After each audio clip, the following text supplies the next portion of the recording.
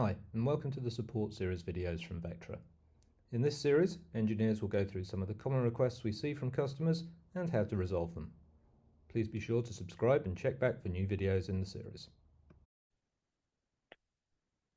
Hi all, welcome to Vector Support video series. I'm Mohammad Pasha from Vector Support team. In this video, we will understand what are the supported software releases by Vector and then look at support for downgrade. We will understand the importance of upgrades and finish with understanding software versions with which a replacement is shipped.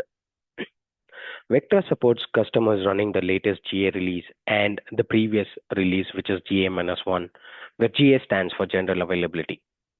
For example, if the current GA release is 8.8.x, then customers running both 8.7.x and 8.8.x are fully supported. To have an active support service for the duration of the customer subscription, customers are expected to have already updated their platform to the previous GA at the time of a new GA release. Vectra Cognito's release cycle is approximately 1 calendar month, typically a 4 to 6 week cycle. This allows customers to have the necessary scheduling or change window and stay up to date on the latest release at their own pace.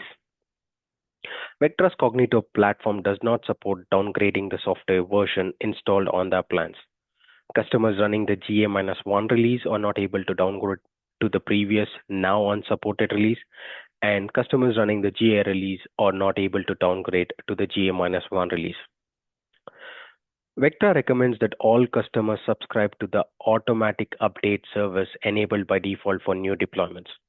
On-premise deployments will need to validate their firewall rules and proxy configuration to ensure that connectivity is permitted to the automatic update service.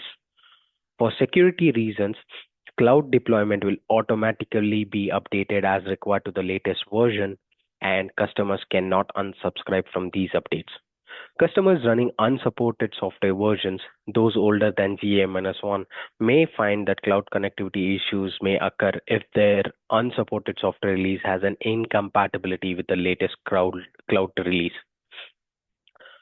Customers with policies preventing automatic updates, for example, those in isolated networks or those requiring change control of software versions, should enable offline updates and ensure that their internal change control policies are updated to permit rolling software upgrades to maintain a supported software version.